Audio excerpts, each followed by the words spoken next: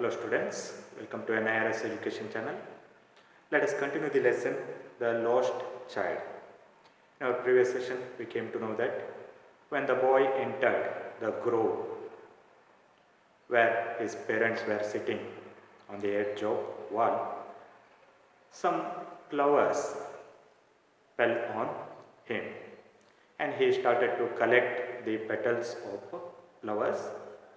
At that time, he heard the cooing of doves and he became so excited that he forgotten about the petals collecting and he dropped all the petals which he had already collected. And hearing the sound of doves, he was excited. He started to capers around the banyan tree.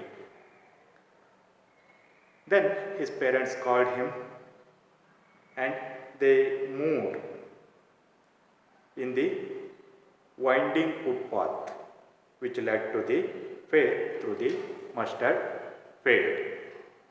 Then they came to the almost center of the fair and the footpaths, other footpaths full of thrones, and it was converging to the whirlpool of the fair. Means many people were gathered there. And seeing that, for a moment, the child was mixed with different feelings of repel and fascination. At the same time, he was horrified and he was attracted by those people and by that confusing world which he was about to enter.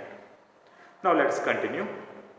A sweetmeat seller hawked gulab jamun, rasgulla, barfi, jalebi at the corner of the entrance, and a crowd pressed round his counter at the foot of an architecture of many colored sweets decorated with leaves of silver and gold.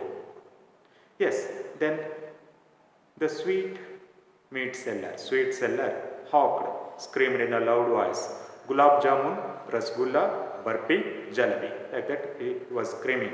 At the corner of the entrance, there was a stall of sweet. And a crowd pressed round his counter at the foot of an architecture of many colored sweet. Then many people gathered in front of his shop, sweet shop.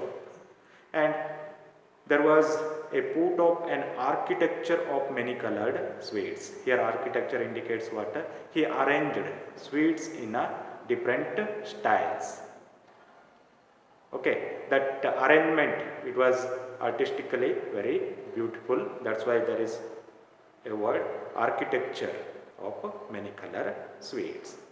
Decorated with leaves of silver and gold. Those sweets were covered with some silver color and gold color covers upside. The child stared open-eyed and his mouth watered for the barfi. That was his favorite sweet. Yes, the child stared open-eyed. Yes, he stared, constantly looked towards sweet. And his mouth watered for the barfi. Water is coming from his mouth as he had seen barfi. That was his favorite sweet because barfi was his favorite sweet. I want that barfi. He slowly murmured in a slow voice. Murmur means tell something in an unclear voice. He murmured in the or another word you can say a muttered complaint. In a low voice. he said, I want that burpee.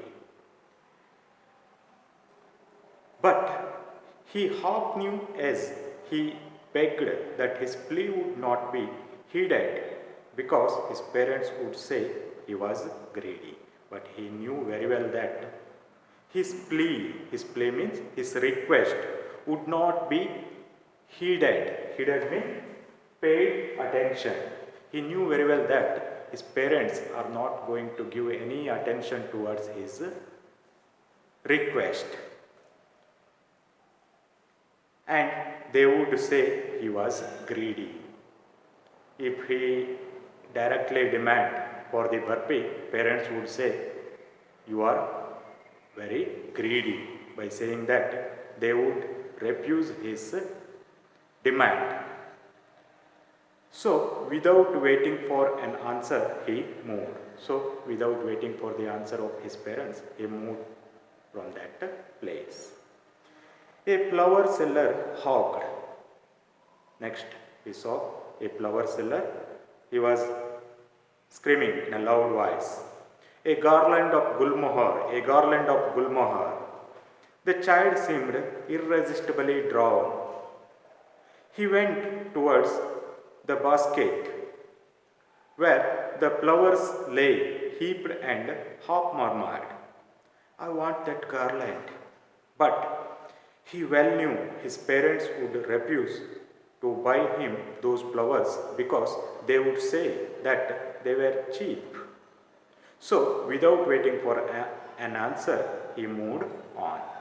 Yes, he heard a flower seller was screaming, a garland of gulmohar, a garland of gulmohar.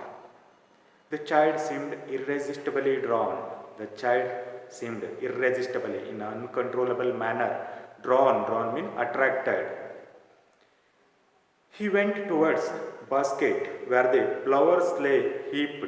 Okay, he went towards the basket where the flowers lay heaped. They were heaped.